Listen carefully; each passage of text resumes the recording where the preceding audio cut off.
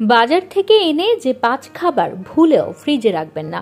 প্রতিদিন বাজার করা হয়তো আপনার পক্ষে সম্ভব হয়ে ওঠে না, তাই সপ্তাহে বাজার একবারেই কিনে ফ্রিজে ভরে রাখেন অনেকেই। এত সবজি, মাছ, মাংস এনে অনেকে মনে করেন খাবার ভালো রাখতে তা ফ্রিজে রেখে দেয় উত্তম। কিন্তু জানেন কি, কিছু কিছু খাবারের গুণ, স্বাদ দুই নষ্ট হয়ে যায় ফ্রিজে রাখলে।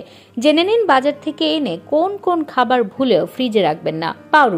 পাউরুটির গায়ে ছত্রাক পড়ে যাওয়া আটকাতে অনেকে প্যাকেট সহ তা ফ্রিজে রেখে দেন। ফ্রিজে যে কোনো খাবার রাখলেই তা শুকনো হয়ে যায়। পাউরুটি বা কেক জাতীয় খাবার ফ্রিজে রাখলে তা অতিরিক্ত শুকিয়ে যায়।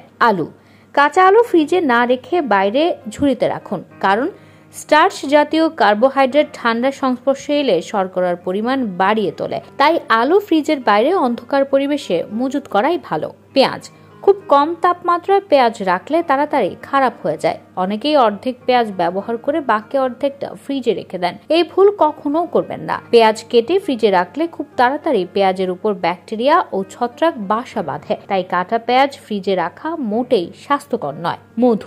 গরমে মধুর শিশিতে পিঁপড়ে হানা দিচ্ছে, সেই ভয়ে মধু যদি ফ্রিজে রেখে দেন, সেক্ষেত্রে মধুর স্বাদ বদলে যেতে পারে।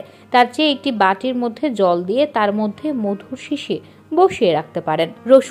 রসুনের স্বাদ এবং গন্ধ দুই বদলে যাবে যদি ফ্রিজে রাখুন, তাহলে দীর্ঘদিন ধরে তাতে ছত্রাক সংক্রমিত হবে। সেই রসুন খাওয়া মোটেই স্বাস্থ্যকর নয়।